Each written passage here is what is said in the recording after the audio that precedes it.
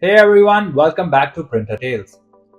So has your Epson 2720 been giving you streaky pins or faded color? Yeah, that's frustrating. But don't worry, you don't have to panic or rush out to buy a new printer.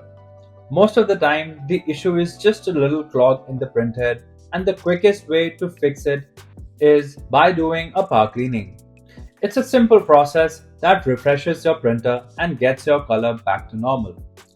Just make sure your ink tanks aren't too low or it could cause damage. In this video, I'll walk you step by step on how to safely run a power cleaning on your Epson 2720 so your printer will start printing sharply. Bright colors in no time again. Let's dive in. After you run a power cleaning, your printer will need about 12 hours to be ready to print at full quality. Make sure each tank is at least one-third full before doing the power cleaning. If the tanks are too low, it could actually damage your printer.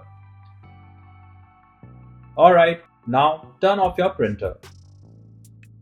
Press and hold the power button and help button at the same time.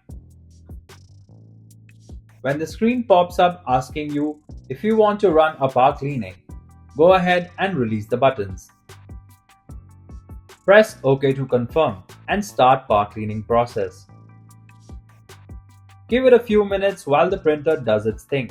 It's cleaning up the printhead to get your colors back. Once it's finished, just press OK and you're all set. If you like our content, give us a like. And if you want to learn more, subscribe to our channel. You can also visit Printer Tales or call us on the following contact numbers.